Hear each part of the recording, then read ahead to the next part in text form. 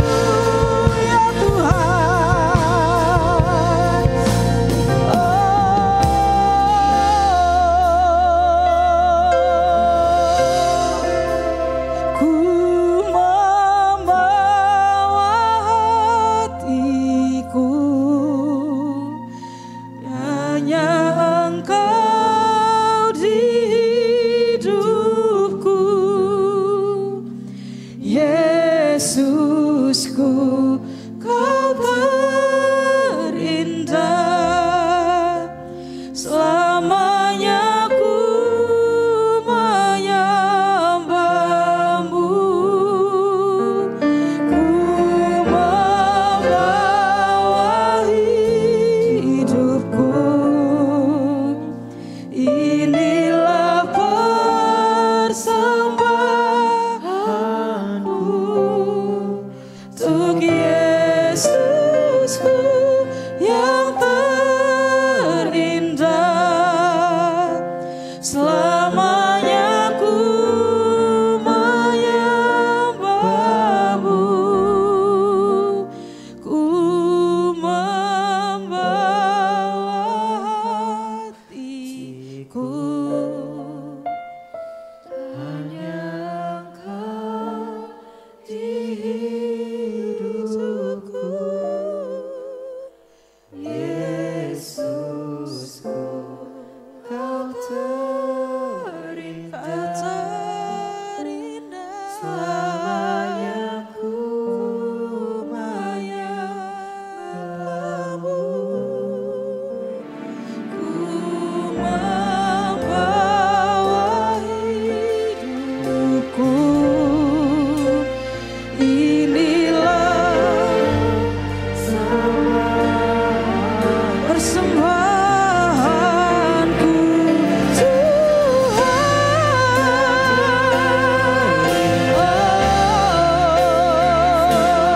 Mari sama-sama kita bangkit berdiri, Bapak Ibu Saudara. Ku membawa hatiku, hanya Engkau di hidupku, Yesusku, Kau terindah. Selamanya ku menyembahmu, ku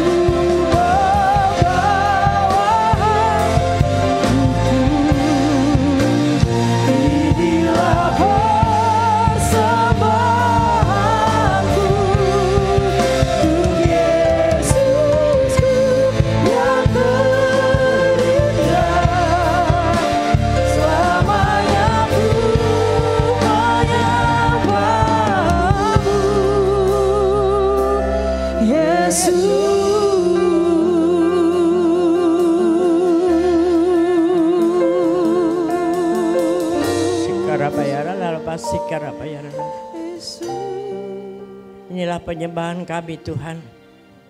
Biarlah Engkau berkenan menerimanya. Kami memberkati Engkau dan pasti Tuhan memberkati kami. Engkau ada di sini dan Engkau yang ambil alih seluruh waktu ini, berbicara, mempersiapkan setiap kami maju terus di dalam langkah di tahun 2024 ini. Terima kasih untuk setiap kemampuan, kekuatan, keamanan, kesehatan, berkat yang Engkau beri kepada kami. Di dalam nama Tuhan Yesus Kristus kami percaya sore hari ini Engkau ada bersama kami dan memberikan tuntunan-Mu yang lebih lagi. Dan kami siap diberkati Tuhan. Yang siap diberkati katakan bersama-sama. Amin. Sorak-sorai buat Allah kita. Katakan haleluya. Haleluya. Haleluya. Haleluya. Sebelum duduk boleh salam kiri dan kanan. Selamat bulan Februari. Yang di sisi kiri sana boleh merapat gak ke tengah, lebih ke tengah supaya lebih enak. Boleh, jadi bisa ya. Yang di ujung sana Pak boleh ke tengah biar enak. Oh, jangan marah dong. Shalom. Shalom. Benar-benar ada shalom, damai sejahtera ya. Karena sedikit lagi kita 10 hari lagi akan memasuki masa yang luar biasa untuk menentukan apa itu. Sekaligus itu adalah hari Valentine Day ya, hari kasih sayang. Jadi jangan dilupakan juga itu supaya kita tetap kembali fokus juga kepada kasih sayang. Dan damai sejahtera Allah turun atas Indonesia. Karena kita itu sudah lama berdoa terus saudara. Selama setahun itu ada doa estafet ya, yang berakhir nanti di bulan Februari ini tanggal 10. Tetapi enggak jadi berakhir, diteruskan lanjut terus sampai nanti ada everyone di Indonesia di SICC kita. Untuk khususnya lebih difokuskan ke anak-anak muda. Untuk kita bangkit menjadi terang. Untuk menerangi dunia yang gelap dari timur ke barat. Katakan amin. Ya, saat di tanggal 1 kemarin ada 117 kota yang bersatu bersama-sama berdoa damailah Indonesiaku. Siapa kira-kira yang tahu tentang hal itu? Bisa? Satu. Cuma satu. Ya, memang ada pendoa-pendoa kita juga yang ikut di Sentul sana ya, seharian itu kita berdoa banyak saudara.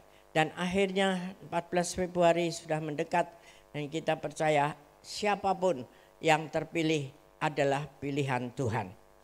Amin. Dan kita tidak usah kecewa, tidak usah marah ya.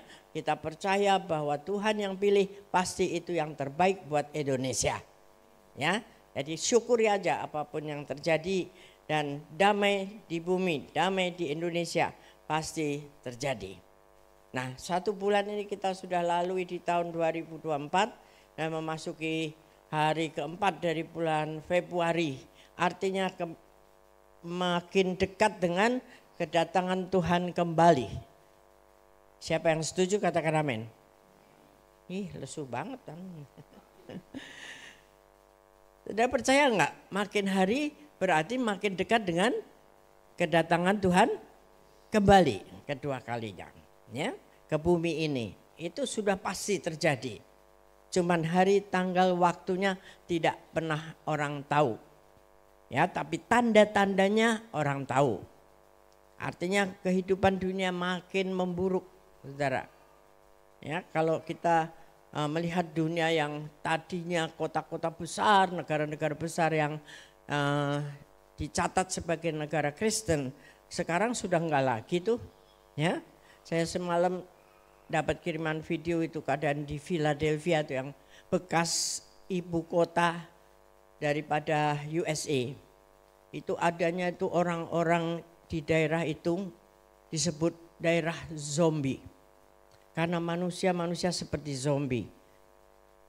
Memakai obat-obatan, tidur di pinggir jalan, homeless ya, dan ada yang sampai meninggal di situ, semua kotoran ada di situ.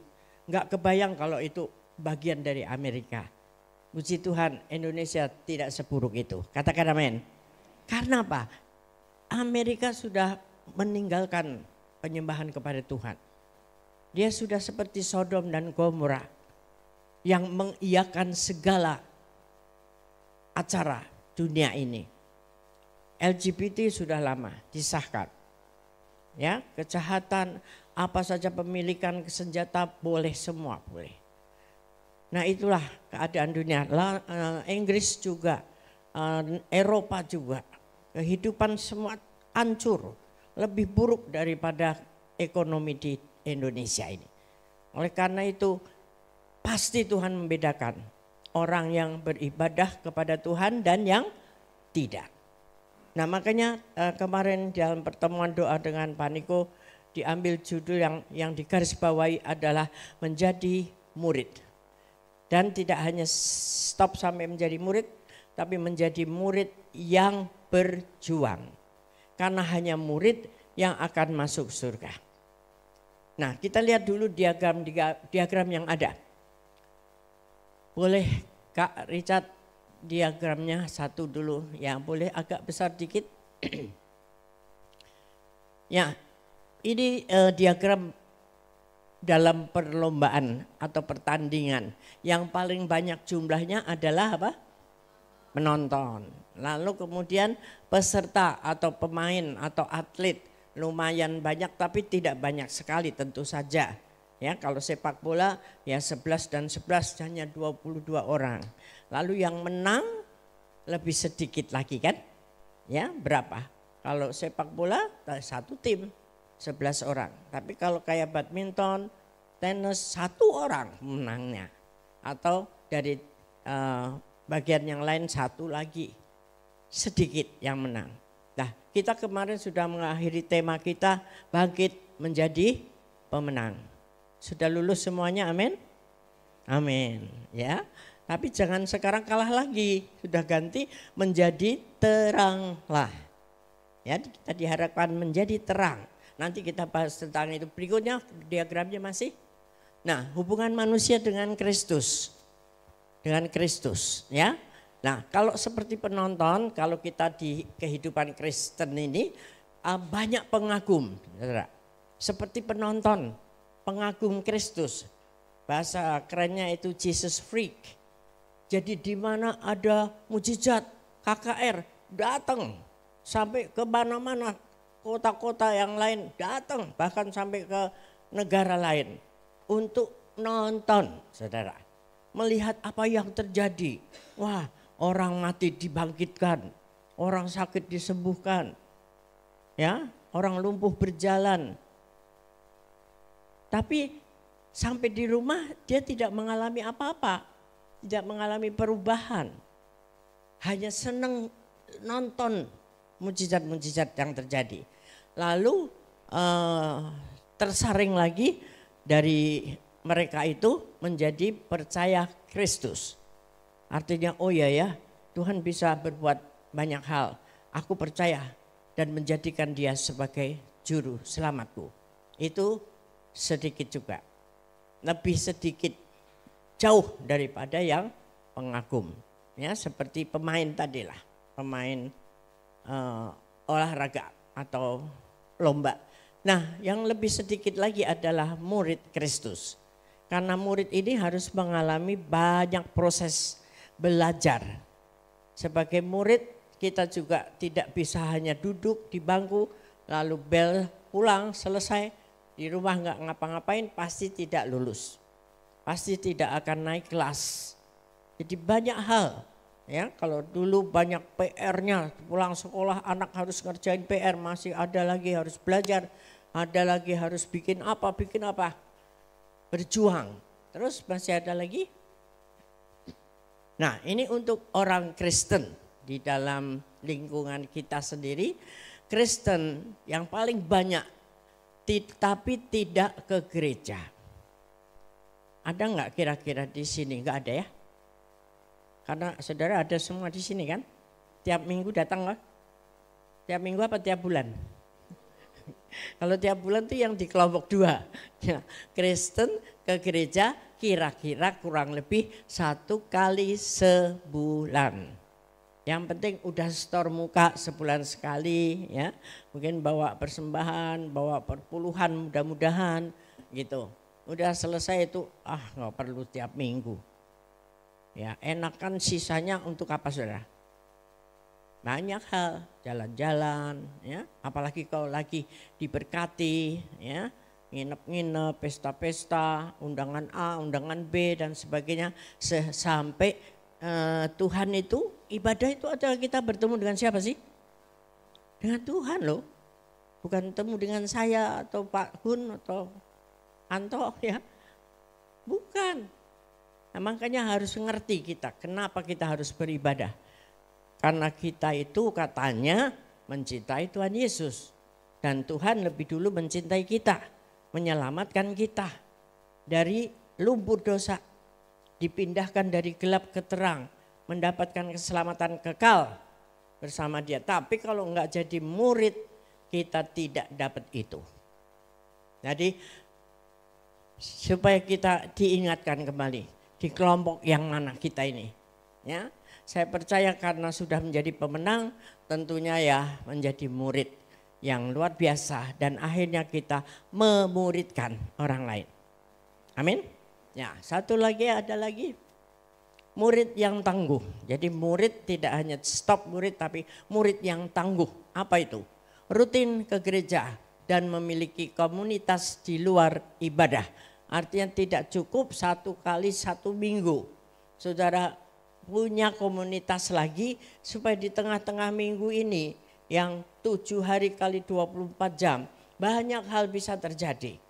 Kadang-kadang hari Rabu sudah ngos-ngosan saudara. Hari Kamis sudah mau putus asa dengan setiap masalah yang datang. Ya, hari Jumat sudah hampir give up, sudah hampir menyerah karena iblis menggojoh terus. Tapi kalau di tengah minggu itu ada persekutuan lagi, ada KUL, ada BPI, ya kelompok-kelompok itu bisa menolong, membangkitkan kita kembali menjadi satu keluarga kecil di mana kita saling ditolong, saling menolong dan bertumbuh bersama-sama. Ya, kalau rame-rame begini ya mungkin bertumbuh, tapi lebih cepat pertumbuhan itu kalau di kelompok-kelompok kecil. Saudara bisa tanya, saudara bisa didoakan, saudara yang tadinya tidak pernah bisa berdoa di depan umum, dia bisa berdoa dan bahkan bisa sharing firman Tuhan, akhirnya jadi hamba Tuhan. Itu semua bertumbuh di situ, di kelompok-kelompok sel, ya. Nah, yang kedua, percaya, bisa gede enggak? Percaya teguh pada otoritas Alkitab. Maka itu sebabnya kita anjurkan untuk kita banyak baca firman Tuhan. Salah satunya diberi hebat itu tadi daftar untuk baca Alkitab setiap hari. Kemarin-kemarin 1 pasal atau 2 pasal. Sekarang 3 kali sekian pasal. Ya, minimal 3 pasal supaya setahun tuh habis. Kalau kita ikuti hebat itu menjadi panduan kita. Apa sih yang harus dibaca? Kadang-kali kita bingung. Di situ ada panduan-panduan. Kemudian yang berikutnya, komitmen kepada Yesus Kristus secara pribadi, mengakui kematian dan kebangkitan Tuhan. Ya, jadi kita percaya sebagai anak Tuhan benar-benar bahwa Yesus mati dan bangkit buat kita. Dan dia sekarang ada di surga, kembali ke Bapaknya untuk menyediakan tempat buat kita. Yang setuju katakan amin. Yang enggak amin berarti ragu-ragu. Apakah aku ada rumah di surga atau tidak? Nah, itu tergantung dari komitmen saudara. Menjadi murid yang tangguh atau tidak. Ya. Berikutnya. Apa itu? Ya, rindu imannya berdampak pada perkataan dan perbuatan. Jadi kalau kita sudah meyakini kita akan dapat keselamatan yang kekal, punya rumah di surga, kita nggak bisa diem dong. Ya, kita pasti akan menceritakan itu untuk orang lain supaya mereka juga dapat yang sama. Jangan kita menikmati sendiri. Tapi kita sharing, tidak perlu khotbah seperti ini. Tetapi cerita-cerita aja bahwa Tuhan itu luar biasa, Tuhan itu baik, makanya perlu ada pengalaman dengan Tuhan. Masuk 2024 ini kita diingatkan kembali bahwa ke depan ya Pak Niko juga mendapatkan hamba-hamba Tuhan di dunia ini, beberapa juga mendapatkan bahwa 10 tahun ke depan dari 2023 adalah waktunya untuk kita habis-habisan sungguh-sungguh bersemangat untuk mencari jiwa buat Tuhan. Ya, kalaupun Tuhan kirim saudara sebagai missionary, penginjil, harus fokusnya menyelamatkan jiwa-jiwa, bukan cari duit atau jalan-jalan. Karena itu banyak yang salah kaprah, saudara. Buka gereja itu bagus, tapi apa motivasinya untuk buka gereja? Menjadi alat Tuhan untuk menyelamatkan jiwa-jiwa. Harus di situ. Apalagi gereja-gereja yang sangat besar sekarang saudara. Boro-boro kenal satu dengan yang lain. Ya, hanya datang seperti orang ke restoran. Wah, nggak enak di minggu ini hamba Tuhannya nggak enak, pindah gereja lain. Di sana gedungnya lebih enak, lebih sejuk, musiknya lebih nyaman. Ya, penyanyi-penyanyinya artis-artis semua. Nah, itu yang penonton tadi, ya, yang hanya mau melihat yang bagus, yang enak. Tetapi engkau tidak akan bertumbuh di situ. Ya, baik, itu pesan untuk kita bertumbuh menjadi murid yang tangguh, murid yang bertumbuh terus, naik terus, tidak stop.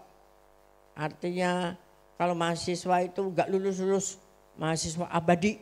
Nah, itu pasti nggak beres, ada yang nggak beres. Ya, tapi kita harus terus naik, tidak tinggal kelas. Karena supaya bisa seperti itu harus belajar, banyak belajar. Dalam kehidupan kita ini adalah belajar, saudara. Tidak hanya belajar secara textbook, tapi kita belajar dalam hidup ini. Untuk kita menjadi pemenang selalu bagaimana? Iman kita mesti kokoh.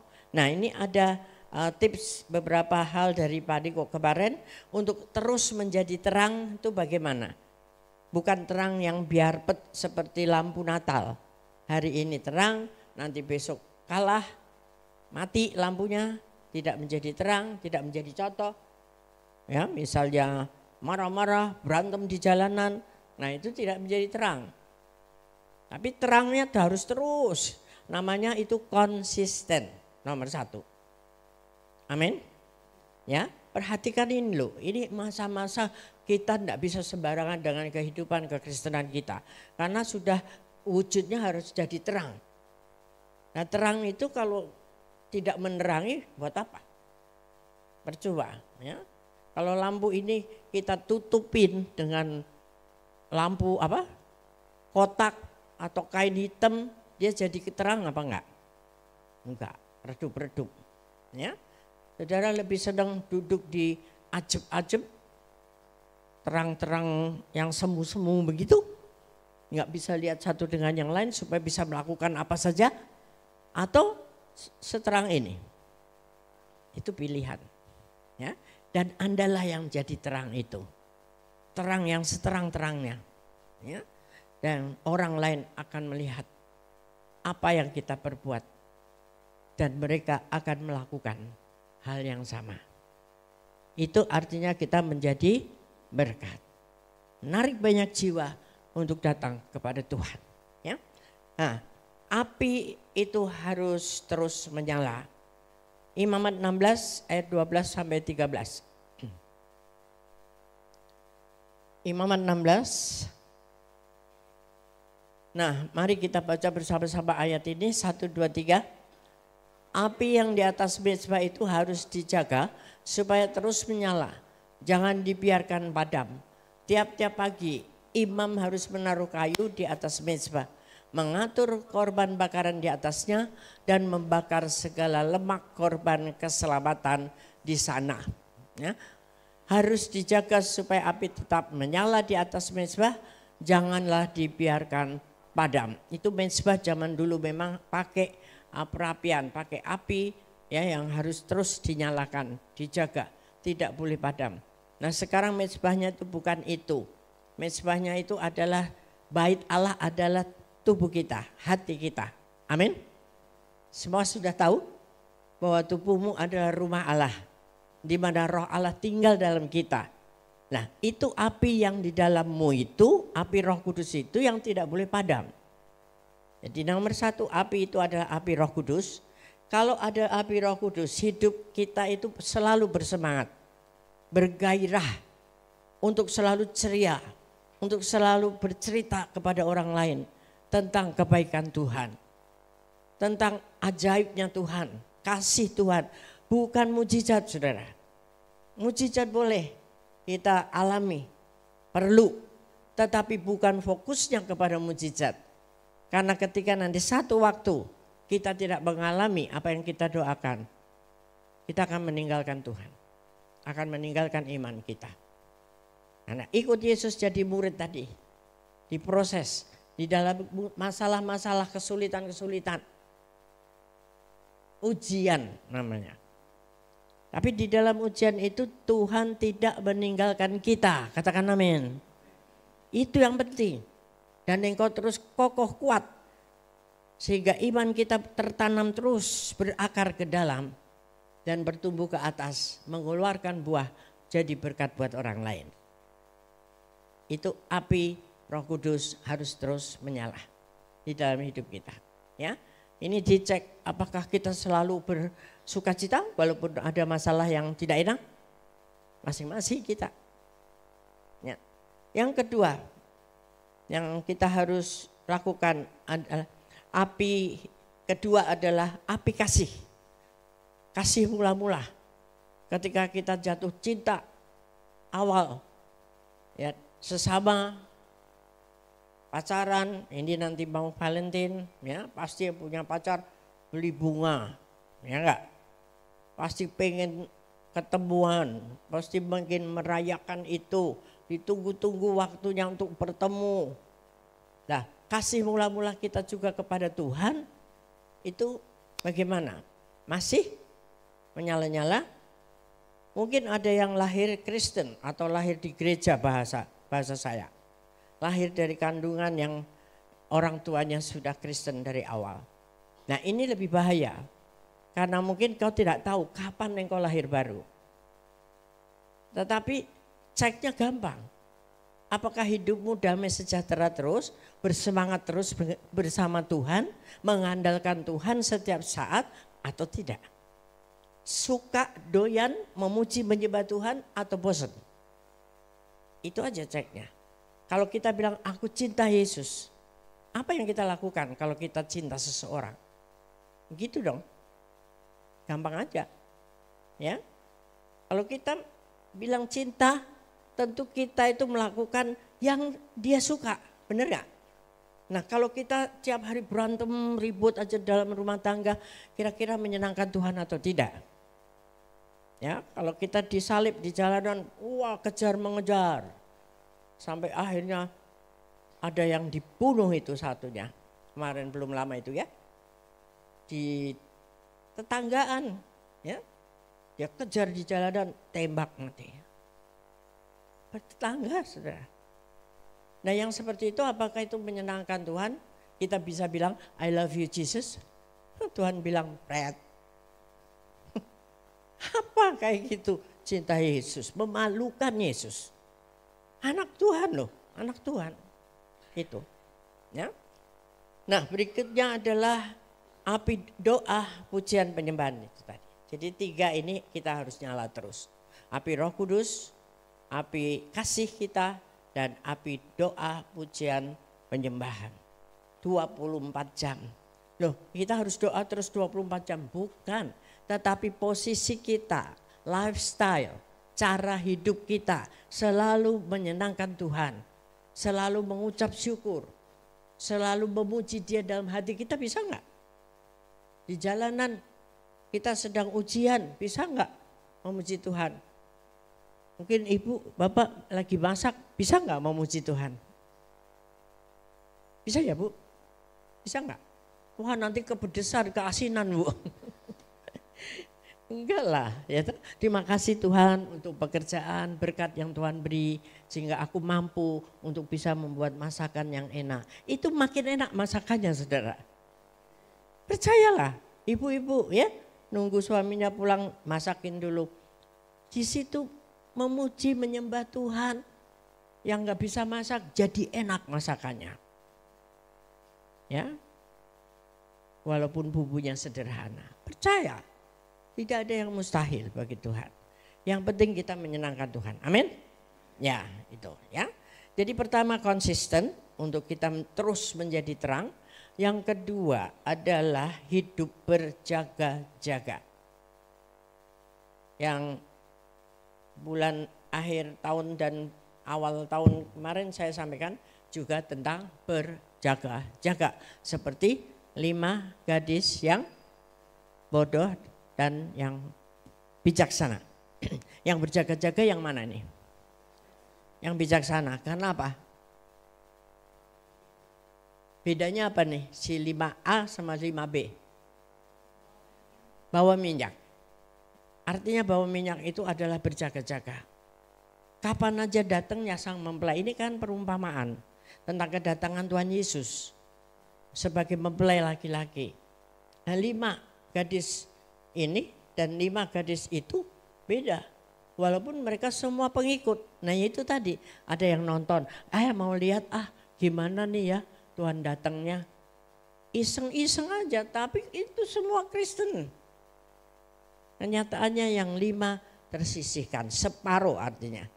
Bahkan lebih dari separuh. Sangat sedikit yang akan menjadi murid yang tangguh yang akan ikut pada waktu Tuhan Yesus datang kembali. Hati-hati, makanya kita harus berjaga-jaga. Apa sebabnya? Ini ayatnya 1 Tesalonika 5 ayat 4 sampai 9. Kita akan baca bergantian 4, saya mulai dulu. Tetapi kamu saudara-saudara, kamu tidak hidup dalam kegelapan. Sehingga hari itu tiba-tiba mendatangi kamu seperti pencuri. Jadi kita tidak hidup dalam gelap sehingga kita gak tahu. Memang Yesus datang sebagai pencuri, diumpamakan. Tetapi kita tahu, ya, walaupun hari jam tanggalnya tidak tahu persis. Tapi kita tahu ini udah deket nih, ini udah deket nih. Sehingga kita makin hidup dalam kekudusan Tuhan. Kita makin mencari yang baik dan benar di antara yang tidak baik. Terus ayat 5 silahkan.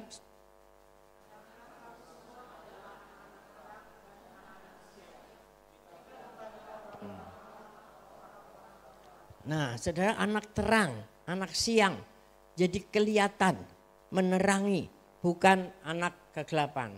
Ya. Terus 6, sebab itu baiklah jangan kita tidur seperti orang-orang lain, tetapi berjaga-jaga dan sadar. Amin. Terus.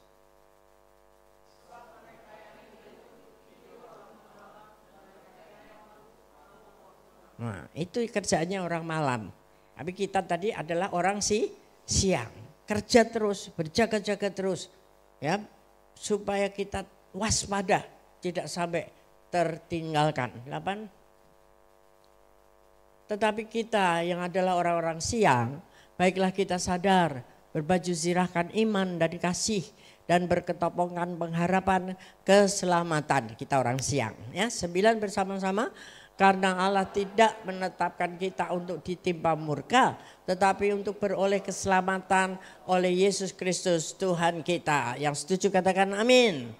Jadi kita udah ditakdirkan untuk menerima apa?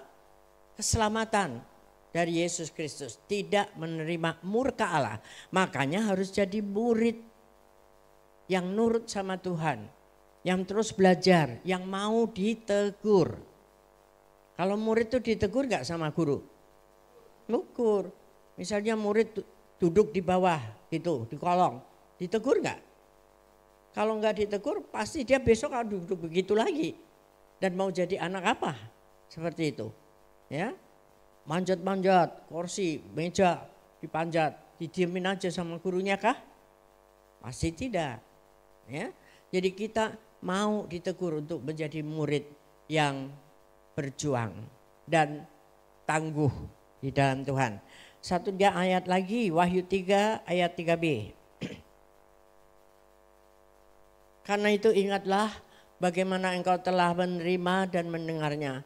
Turutilah itu dan bertobatlah. Ini yang B ya, sama-sama yang B. Yuk, karena jikalau engkau tidak berjaga-jaga, aku akan datang seperti pencuri dan engkau tidak tahu pada waktu mana aku tiba-tiba datang kepadamu. Itu dia. Kalau kita gak berjaga-jaga, artinya hidup sembarangan, tiba-tiba Tuhan datang. Tuhan datang bukan arti kiamat, tetapi Tuhan bisa datang secara pribadi kepada kita. Tiba-tiba suruh pulang, ayo pulang. Ternyata belum siap, hidupnya masih penuh dosa. Baru maki-makian orang sama orang atau bahkan suami dan istri maki-makian. Nah, kalau seperti ini bisa nggak dapat keselamatan kekal itu? Nanti dulu, ya. Nah, itu pintu tertutup seperti 5 gadis yang bodoh itu. Ngetok-ngetok malah dari dalam bilang, tidak kenal kamu, pergi kok. Ya, jangan sampai seperti itu, kita nyesel nggak ada gunanya. Amin. Nah, itu hal yang kedua, berjaga-jaga terus, hidup yang baik, ya, yang menjadi teladan, yang menyenangkan Tuhan tadi yang kita cintai katanya. Kalau kita bilang kita cinta Tuhan, senangkan Dia, maka Tuhan akan memberikan yang diinginkan hatimu. Ayat saya itu, ya, berapa itu? Ada yang ingat? Mazmur 37 ayat 4. Ya. Muncul kemarin tuh. Ya, ketiga, menjadi murid. Yang tadi kita sudah singgung ya. Menjadi murid itu harus berjuang, tidak enak-enakan. Matius 7, 13, 14. Kenapa jadi murid itu sulit, saudara? Ya. Masuklah melalui pintu yang sesak itu karena lebarlah pintu dan luaslah jalan yang menuju kepada kebinasaan. Dan banyak orang yang masuk melaluinya. Karena sesaklah pintu dan sempitlah jalan yang menuju kepada kehidupan dan sedikit orang yang mendapatinya. Ini peringatan buat kita. Kalau pintu yang sempit itu menuju keselamatan. Tapi kalau pintu yang gampang, yang lebar, nyaman, artinya kehidupan-kehidupan yang ditawarkan kepada kita, yang mendadak-mendadak enak, nyaman, cari duit gampang, tinggal masukin 10.000, besok dapat 1 juta. Benar, besok dapat 1 juta, terus besoknya suruh masuk lagi. Karena pasti kau akan dapat 100 kali lagi. Nah begitu masuk lagi bablas, saudara. Nah itulah yang disebut pintu yang lebar, pintu yang nyaman. Ya, perjalanan-perjalanan yang ditipu-tipu supaya ikut masuk. Kamu minum ini, nanti kau ngalamin surga. Anak-anak muda, hati-hati. Yang tadi saya sampaikan di Pilar semua nyuntik. Udah seperti zombie. Yang tidak punya duit lagi untuk beli. Awalnya itu pasti ditawarin gratis. Ya, ketika sudah mulai ketagihan harus beli. Ketika sudah nggak punya duit untuk beli, ngerampok, membunuh orang. Sehingga menjadi buronan polisi, bahkan sudah masuk penjara, keluar lagi, begitu lagi. Benar-benar hidup itu sudah tinggal mati tapi nggak mati-mati gitu, saudara. Mengerikan sekali. Anak-anak muda terutama jangan engkau mencoba. Karena ketika mencoba akan terasa enak dan itu akan menjadi kebiasaan. Nah, ini caranya iblis, memberi yang enak, pintu yang lebar, pintu yang terbuka dengan gampang. Jangan mau. Ya. Lukas 13, 23, 24. Dan ada orang yang berkata kepadanya, Tuhan, sedikit sajakah orang yang diselamatkan?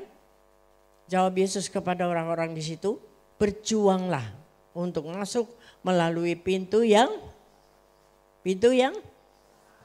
nah itu, garis bawahi, melalui pintu yang sesak itu. Sebab aku berkata kepadamu, banyak orang yang akan berusaha untuk masuk tetapi tidak akan dapat. Karena apa? Pintunya sesak, pintunya sempit, kecil, itu berebutan. Kalau berebutan tuh kalau enggak yang tangguh ya tidak berhasil. Ya udahlah mundur aja, pulang aja. Betul? Betul? Betul enggak? Kalau ada pintu yang sempit, ada kebakaran nih misalnya. Siapa yang kuat dia yang dapat dong. Nah kalau engkau tidak kuat artinya tidak menjadi murid yang kokoh kuat imannya. Kau tidak akan bisa menerobos pintu itu. Percayalah. Sehingga kita harus berjalan sekarang ini ya menjadi murid yang berjuang. Sebab apa? Jalannya sempit. Kalau yang lebar-lebar itu jangan mau, saudara. Yang gampang-gampang itu berapa banyak anak-anak muda yang begitu gampang meninggalkan imannya hanya untuk menikah dengan orang yang punya duit. Ternyata duitnya itu duit bohongan. Artinya duit bolehnya nipu juga. Dan akhirnya ya sebentar aja masuk penjara. Dua-duanya. Bagaimana? Apakah kita bilang I love you Jesus? Aku cintai Engkau Tuhan. Dengan cara seperti itu. Apakah Tuhan tidak bisa memberkati kita? Tolong dijawab. Apakah Tuhan tidak bisa memberkati kita? Apakah Tuhan tidak bisa memberi engkau jodoh yang paling kaya di dunia ini? Tapi kok kenapa enggak? Halo. Kenapa enggak semuanya punya jodoh yang luar biasa? Kayanya loh. Sebab apa? Karena Tuhan tahu yang terbaik buat kita. Amin. Kalau dikasih jodoh seperti itu, ninggalin Tuhan. Tuhan tahu itu. Ya. Tapi Anda berjuang nih pelan-pelan, ya. Dua-dua berjuang dari nol, gitu kan. Lama-lama mulai sukses, pintu-pintu terbuka, diberkati Tuhan, punya rumah, punya mobil. Lama-lama ada juga yang ninggalin Tuhan. Aku kan berjuang ini, bukan berkat Tuhan. Ada yang seperti itu. Tapi ya puji Tuhan ada juga yang mereka bersyukur, ya sampai masa tuanya mereka tetap terus mengucap syukur dan melayani Tuhan. Itulah murid yang lulus. Jangan engkau melihat materi berkat daripada Tuhan, berkatnya itu, tapi melihat siapa pemberi berkatnya. Sebab materi-materi itu ditiup sekaligus habis semuanya. Pakai gempa aja, pakai tsunami aja. Syukur-syukur kita yang gak kebawa, masih bisa bertobat. Ya kan? Bencana-bencana akan makin besar. Tetapi kalau engkau anak-anak Tuhan yang menjadi murid yang tangguh, engkau tinggal di Goshen. Zaman dulu orang Israel yang keluar itu tinggalnya di Goshen. Ya, itu di tempat di daerah di mana Tuhan pelihara. Ada tulah, ada apa, tidak kena di Goshen. Ya, secara rohani kita tinggal di Goshen. Artinya di dalam berkat spesial dari Tuhan. Amin. Yakin gak? Ini pasti karena ini janji Tuhan. Tidak mungkin tidak. Kalau tidak mungkin karena kita yang ninggalin Tuhan. Kurang percaya di dalam proses tadi itu. Ya, yang menjadi penonton, menjadi penggembira itu sangat banyak tadi. Tetapi yang terus lulus, terus sampai menjadi murid yang berkenan kepada Tuhan sedikit sekali. Karena jalannya sempit. Hati-hati ya, mari kita pertahankan iman kita. Jangan lihat apa siapa manusia pun. Karena terkutuk orang yang mengandalkan manusia. Pandang kepada siapa yang kita percayai. Kalau saudara mempercayai Tuhan Yesus, pasti engkau akan menganggap dia itu luar biasa. Ya, kita punya bos, kita percaya untuk bisa menggaji kita. Ya enggak? Kalau nggak percaya, sudah pasti keluar. Nggak akan mau kerja di situ lagi. Ketika bosnya udah miring-miring gitu, ya bangkrut-bangkrut, pasti pindah dong kita. Kalau enggak ya rugi sendiri. Tapi kalau kita percaya bahwa Tuhan sanggup melakukan segala sesuatu, ya kita ikut dia terus. Jangan nyeleweng-nyeleweng ke kiri ke kanan. Jangan mengharapkan yang lain-lain. Satu dia, fokus hanya kepada Tuhan dan dia pasti membuka jalan-jalan yang baru, pintu-pintu yang baru buat kita semua. Amin. 2024 kita sudah lewati 1 bulan aman-aman semua. Bahkan pintu-pintu sudah banyak terbuka. Siapa yang ngalami pintu-pintu terbuka? Haleluya, banyak saudara ya. Saya juga ngalami, nanti lain kali kita cerita lagi. Ya, banyak sekali pengalaman, kesaksian. Nah, itu yang seperti itu sudah diceritakan. Bahwa ikut Tuhan, janji Tuhan tidak pernah lalai digenapi. Kecuali kita sendiri yang lalai untuk mentaati firman Tuhan. Hidup seenaknya, ibadah seenaknya, ya. Dan yang terakhir Tuhan mengingatkan kemarin lewat hambanya Pak Niko di awal tahun ini, seperti yang kita bagikan juga amplop-amplop biru, itu adalah persembahan sulung. Artinya kita menabur di awal tahun. Ya, kalau saudara mau ngikutin dari pusat kita, Pak Niko, dia sampaikannya itu seluruh penghasilan kita di bulan Januari dan disampaikannya di bulan Februari. Tetapi saya tidak mengatakan seperti itu dari tempat ini, karena kita di sini tahu banyak kita hidup dari gaji, ya. Tiap bulan harus bayar segala macam. Kalau yang punya usaha mungkin bisa. Tiap bulan sudah menyisihkan untuk bulan Januari supaya full disisihkan untuk Tuhan. Tetapi artinya kita yang penting hati kita ini berdoa, aku mau menabur Tuhan. Di tempat yang subur. Di tempat yang subur untuk supaya kita itu bisa bertumbuh. Tanaman yang kita cabur itu bertumbuh. Menjadi buah-buah yang manis. Ya. Nah, seberapa jumlahnya itu saudara punya hubungan dengan Tuhan sendiri. Berdoa sungguh-sungguh dengan hati yang rela kita memberikan. Dan engkau pasti akan menerima tuaian-tuaian berikutnya. Amin. Tuhan Yesus memberkati kita semua. Mari siapkan hati kita untuk kita terima perjamuan kudus Tuhan. Sore hari ini kita sudah berdoa bagi Indonesia dan terus berdoa 14 Februari biarlah damailah Indonesiaku. Saudara semua cinta Indonesia? Kalau nggak cinta kebangetan orang kita di sini. Ya, jangan muluk-muluk mau pergi ke sono. Nggak enak saudara. Ya, Amerika semua yang disebut negara Kristen sudah nggak pada Kristen kalau saya bilang. Indonesia diberkati Tuhan. Amin. Yuk kita bangkit berdiri. Damailah Indonesiaku. Haleluya. Kami berseru kepadamu.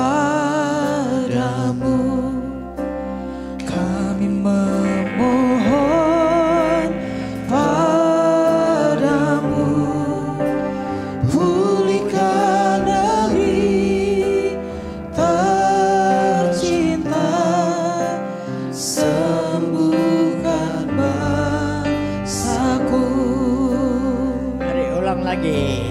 Kami berseru kepadamu. Kami memohon padamu. Pulihkan negeri tercinta. Sembuhkan bangsaku.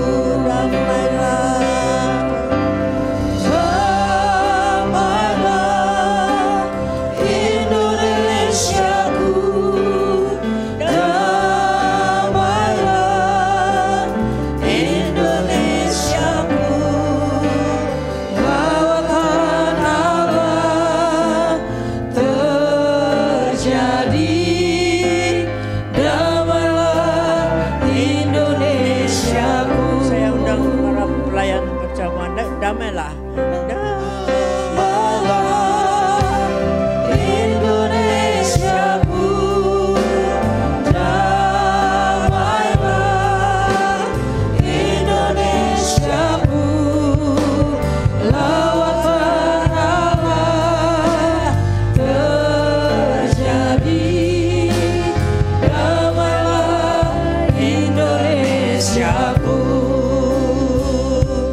Bapak kami berdoa Tuhan khusus untuk bangsa ini.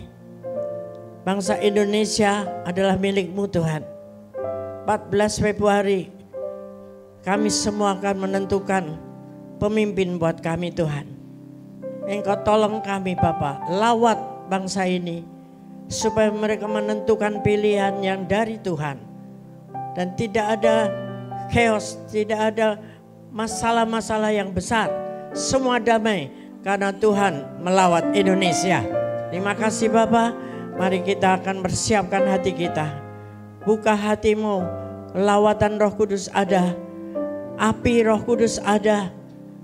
Biarlah kita bereskan hati kita dulu sebelum kita makan dan minum tubuh dan darah Yesus. Sebagai peringatan akan kematiannya. Bapak kuduskan setiap kami. Layakkan untuk menerima ini semua. Berkati para pelayan dan berkati kami semuanya. Dalam nama Tuhan Yesus kami siap menerimanya. Haleluya. Amin. Silakan duduk kembali, saudara akan dilayani. Ku mau cinta Yesus selamanya. Ku mau cinta Yesus selamanya. Meskipun badai silih berganti dalam hidupku, ku tetap cinta Yesus selamanya. Ku mau cinta Yesus selamanya. Ku mau cinta Yesus selamanya. Meskipun badai silih berganti dalam hidupku, ku tetap cinta Yesus selamanya. Ya Bapa, ini aku anakmu, layankanlah seluruh hidupku. Ya Bapa, ini aku anakmu, pakailah sesuai dengan rencanamu. Ya Bapa, ini aku anakmu, layakkanlah seluruh hidupku. Ya Bapa, ini aku anakmu, pakailah sesuai dengan rencanamu. Mari kita bangkit berdiri. Pakailah sesuai dengan rencanamu. Pakailah sesuai dengan rencanamu.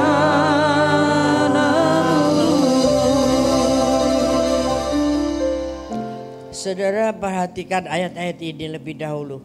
Sebab setiap kali kamu makan roti ini dan minum cawan ini, kamu memberitakan kematian Tuhan sampai Ia datang. Jadi barang siapa dengan cara yang tidak layak makan roti atau minum cawan Tuhan, ia berdosa terhadap tubuh dan darah Tuhan. Karena itu hendaklah tiap-tiap orang menguji dirinya sendiri, dan baru sesudah itu ia makan roti dan minum dari cawan itu. Karena barang siapa makan dan minum tanpa mengakui tubuh Tuhan, ia mendatangkan hukuman atas dirinya sendiri. Puji Tuhan, mari kita angkat roti di tangan kanan kita tinggi-tinggi. Sebab apa yang telah kuteruskan kepadamu telah kuterima dari Tuhan, yaitu bahwa Tuhan Yesus pada malam waktu yang diserahkan ia mengambil roti, dan sesudah itu ia mengucap syukur atasnya, ia memecah-mecahkannya dan berkata, inilah tubuhku yang diserahkan bagi kamu, perbuatlah ini menjadi peringatan akan aku. Saudara-saudara yang kasih Tuhan, bukankah roti yang kita pecah-pecahkan ini adalah persekutuan kita dengan tubuh Kristus? Mari kita makan dalam nama Yesus.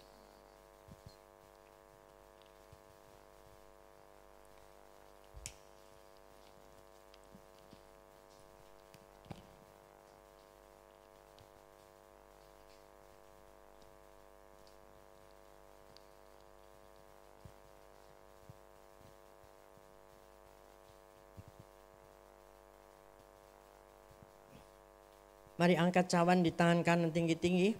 Demikian juga ia mengambil cawan sudah makan, lalu berkata, cawan ini adalah perjanjian baru yang dimeteraikan oleh darahku. Perbuatlah ini setiap kali kamu meminumnya, menjadi peringatan akan aku. Saudara-saudara yang kasih Tuhan, bukankah cawan pengucapan syukur yang atasnya kita ucapkan syukur ini adalah persekutuan kita dengan darah Yesus. Mari kita minum dalam nama Yesus.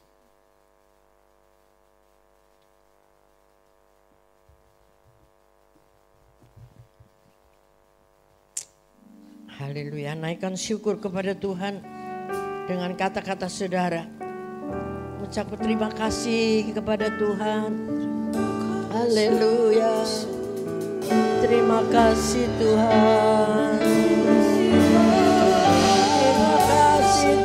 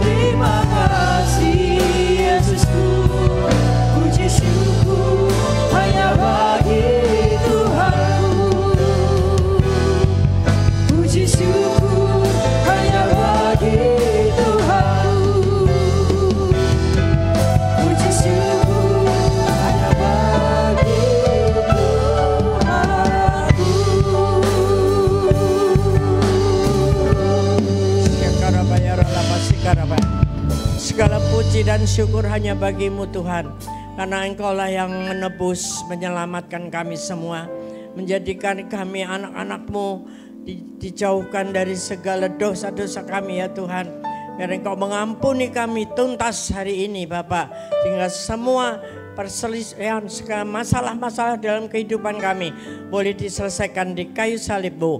Karena darah-Mu yang berkuasa. Sakit penyakit disembuhkan oleh darah Yesus. Terima kasih Tuhan, juga sakit-sakit perpecahan, pertikaian di dalam keluarga-keluarga sembuh di dalam nama Yesus Kristus. Pengurapan yang baru turun atas kita semua di dalam memasuki era yang baru, tahun yang baru ini. Pulih di dalam nama Yesus Kristus. Terimalah Tuhan Yesus terus menjadi Tuhan dan Juru Selamat. Tidak menengok ke kiri dan ke kanan. Fokus kepada Dia. Menjadi murid yang taat dan tangguh. Sehingga kita akan terima keselamatan kekal di surga dan di bumi ini. Terima kasih Tuhan, terima kasih. Mari saudara siapkan hati kita untuk membawa pulang berkat-Nya. Yaitu berkat damai dan sejahtera yang berlimpah-limpah. Kasih dan anugerah Allah yang dahsyat dalam kehidupan kita. Dan teruslah berjanji makin hari makin intim dengan Tuhan melalui Roh Kudus-Nya dari hari ini sampai Tuhan Yesus datang kembali. Haleluya. Amin. Selamat hari Minggu. Tuhan Yesus memberkati.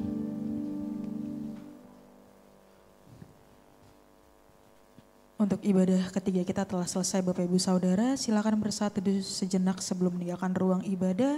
Selamat hari Minggu. Tuhan Yesus memberkati.